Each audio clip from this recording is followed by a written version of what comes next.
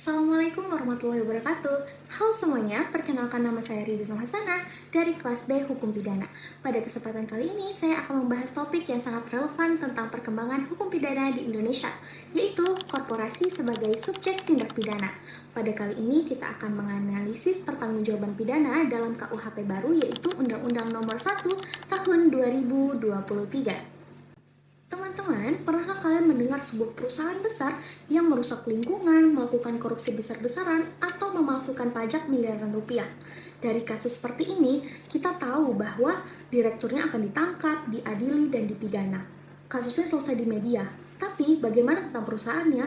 Perusahaannya tetap berdiri, tetap beroperasi, tetap menikmati keuntungan hasil dari kejahatan itu. Apakah itu adil? Pertanyaan saat ini, siapakah yang paling tepat untuk dimintai pertanggungjawaban pidana? Hanya direkturnya sajakah? Atau perusahaannya juga? Inilah yang kita akan bahas hari ini.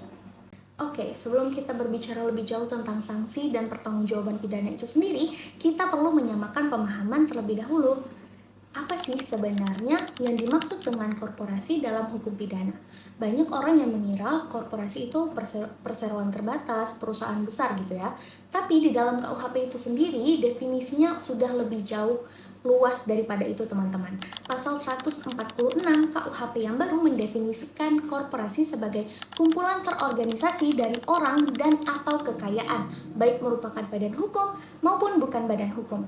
Artinya apa teman-teman? Korporasi ini bukan hanya sekedar perseroan terbatas ataupun yayasan besar.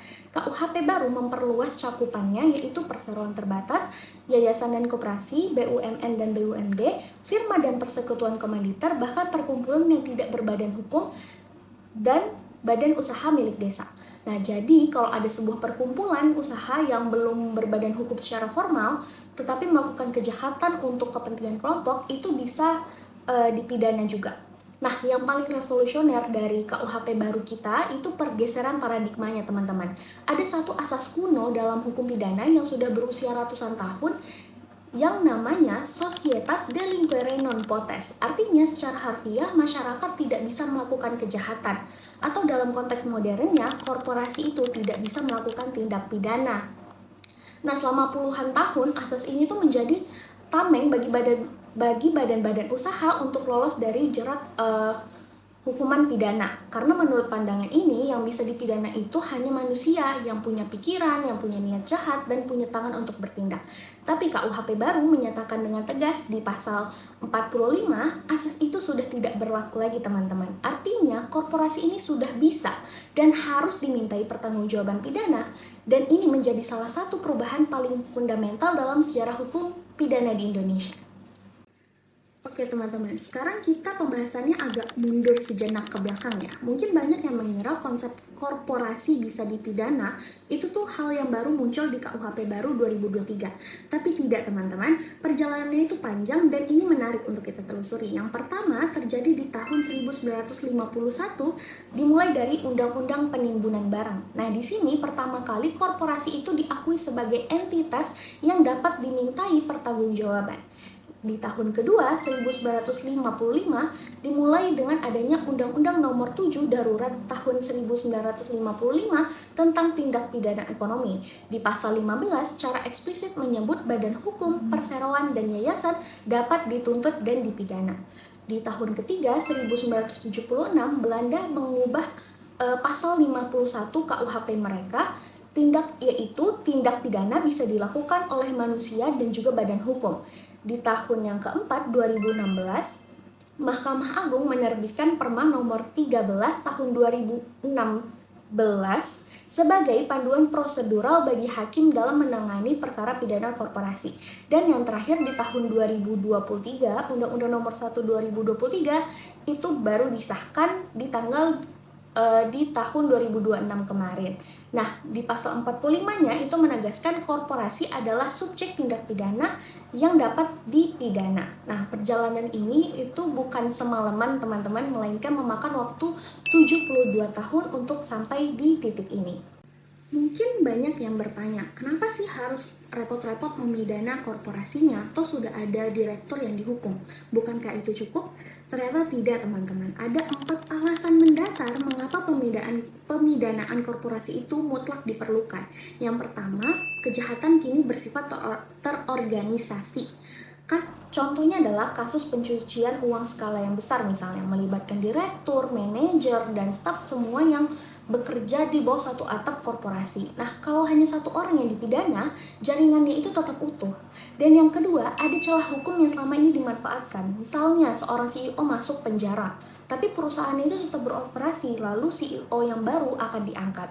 Nah, bisnis kan akan terus berjalan. Nah, ini tuh ibarat menangkap sopirnya, tapi membiarkan truk bermuatan barang curian itu tetap melaju. Jadi ada KUHP baru itu menutup celah dari celah hukum yang akan dimanfaatkan. Dan yang ketiga, ada efek jera yang nyata. Bagi korporasi, teman-teman, yang paling menyakitkan itu bukan penjara, tapi menyentuh reputasi dan aset.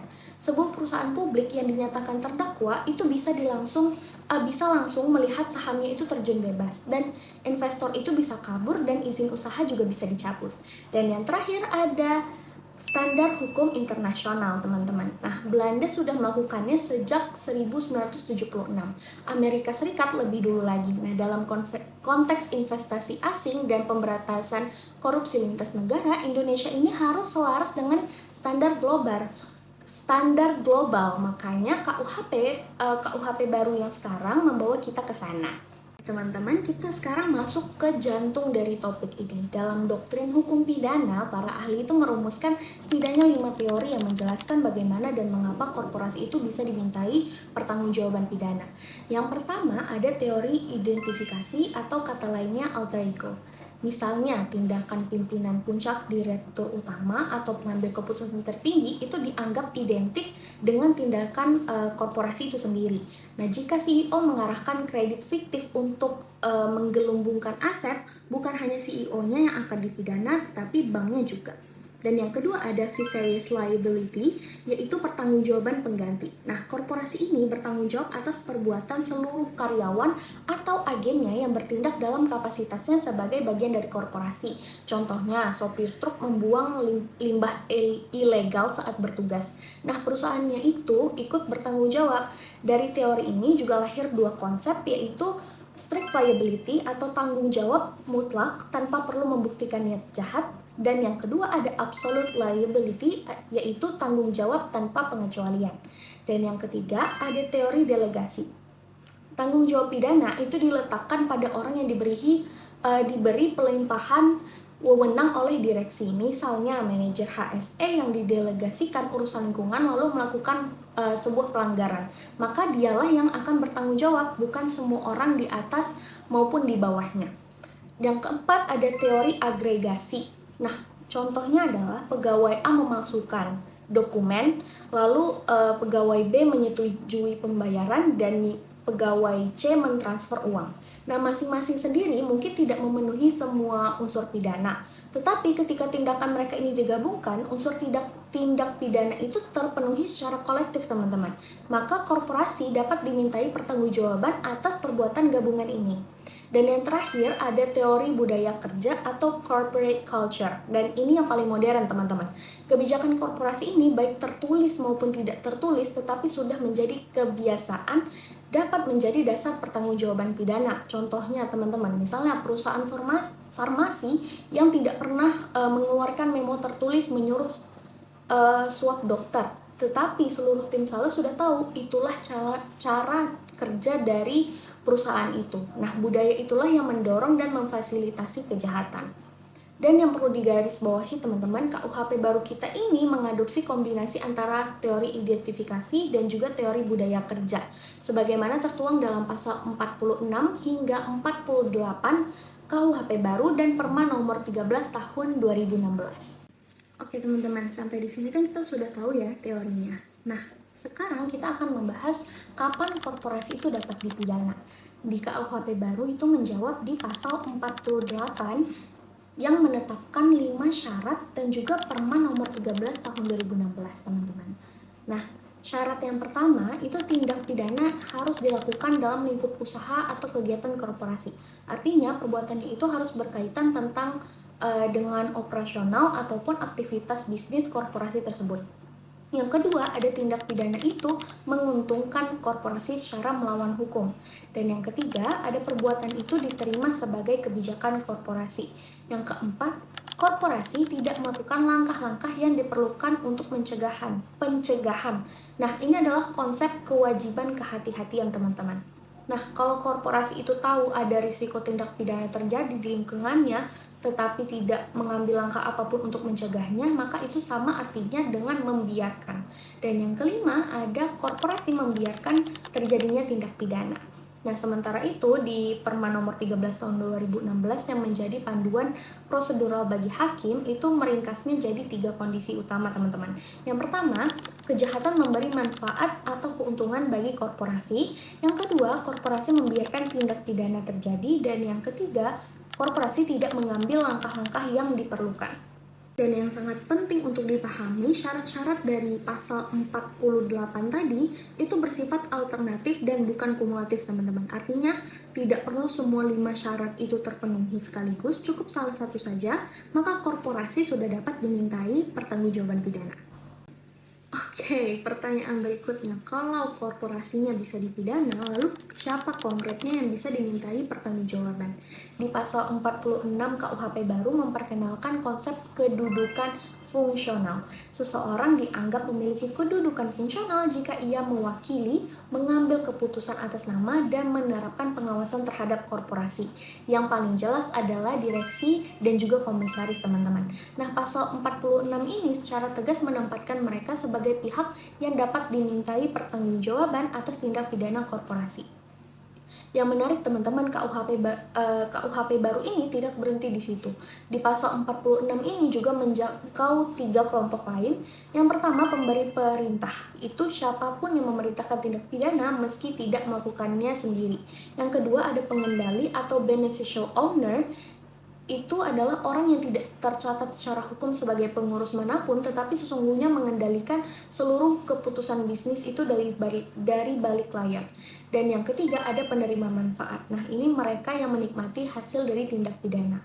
Dan pasal 47, teman-teman, membuat ketentuan ini tuh semakin kuat dengan menegaskan satu hal yang sangat revolusioner. Pemberi perintah, pemilik manfaat, ataupun pemegang kendali meskipun berkedudukan di luar struktur organisasi yang resmi tetap dapat dinyatakan sebagai pelaku tindak pidana korporasi, teman-teman. Ini tuh mengakhiri modus operandi lama yang sering digunakan dalam kejahatan korporasi, menggunakan orang-orang boneka sebagai pengurus formal, sementara si dalang sebenarnya itu bersembunyi di balik layar dan tidak tercatat secara hukum dimanapun. Dan dengan pasal 47 ini, teman-teman, hukum kita sudah mampu menjangkau mereka. Selanjutnya, teman-teman, kita sudah tahu siapa yang bisa dipidana dan dalam kondisi apa. Sekarang apa sanksinya? Pidana pokok untuk korporasi itu hanya satu, teman-teman, denda. Dan ini bukan tanpa alasan. Korporasi itu tidak bisa dipenjara, tidak ada sel penjara yang bisa menampung sebuah PT. Nah, karena itulah satu-satunya pidana pokok yang bisa dijatuhkan adalah denda. Dendanya ini diatur dalam pasal 121 yang menetapkan denda untuk korporasi itu dijatuhkan paling sedikit di kategori 4, teman-teman, yaitu 200 juta. Dan itu adalah minimumnya. Dan tidak ada batas minimum yang spesifik, jadi hakim bisa mempertimbangkan lebih tinggi berdasarkan besarnya kerugian yang ditimbulkan. Nah, yang lebih mematikan justru ada di pidana tambahan yang diatur dalam pasal 120 KUHP baru, teman-teman. Ada 8 jenis dan yang paling signifikan itu tuh yang pertama ada pembayaran ganti rugi kepada korban atau negara. Yang kedua, pengumuman putusan di media nasional, dan ini adalah salah satu hukuman reputasi yang bisa lebih menghancurkan dari denda apapun. Yang ketiga, ada pencabutan izin operasional. Yang keempat, penutupan atau pembekuan kegiatan usaha. Yang kelima, perampasan aset yang diperoleh dari hasil tindak pidana. Dan yang keenam, pembubaran korporasi, teman-teman. Nah, ini adalah hukuman mati bagi sebuah korporasi itu sendiri. Jadi kalau misalnya masih ada yang berpikir bahwa memidana korporasi itu tidak ada gunanya karena dia tidak bisa masuk penjara, Jawaban dari KUHP baru ini sangat jelas teman-teman. Jadi kita tidak perlu memenjarakannya, kita cukup bubarkan, rampas asetnya, dan umumkan kejahatannya ke publik. Oke teman-teman, kita sudah menempuh perjalanan yang cukup panjang dari awal sampai sekarang, maka izinkan saya memberikan kesimpulan dari yang kita bahas tadi. Yang pertama, KUHP baru 2023 itu menjadikan korporasi secara resmi sebagai subjek hukum tindak pidana dan asas societas delicere non potest itu resmi ditinggalkan. Yang kedua, ada 5 teori teman-teman, identifikasi, fisheries, delegasi, agregasi, dan budaya kerja yang memberi landasan kuat dan fleksibel untuk menuntut berbagai jenis kejahatan korporasi. Yang ketiga, ada pasal 48 dan Perma nomor 13 tahun 2016 membentuk sistem yang lengkap baik dari sisi hukum material maupun prosedur beracara. Yang keempat, sistem sanksi yang mencakup denda, perampasan aset, pencabutan izin, hingga pembubaran adalah mekanisme pemulihan keadilan yang komprehensif.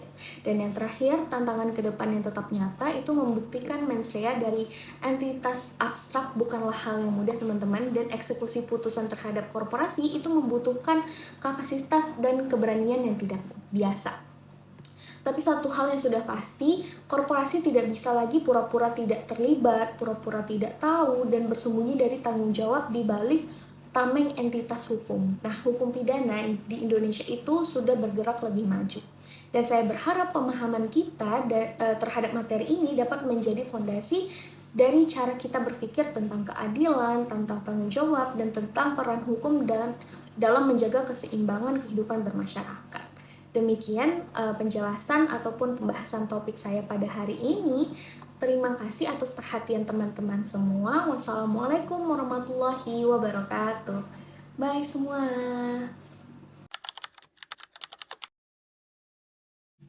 Baik teman-teman, di sini ada contoh putusan yang melibatkan PT Nikrom Indojaya, perusahaan jasa industri logam, yang diwakili oleh direkturnya yaitu Bambang Trinanto Setiawan. Di sini kita akan menganalisis keterkaitan putusan dengan materi pertanggungjawaban pidana korporasi tadi ya teman-teman. Di halaman 10 amar putusan mengadili sendiri, dalam putusan ini PT Nikrom Indojaya secara langsung ditetapkan sebagai terdakwa teman-teman. Dan ini adalah bukti paling kuat bahwa korporasinya sendiri yang dinyatakan bersalah, bukan hanya direkturnya.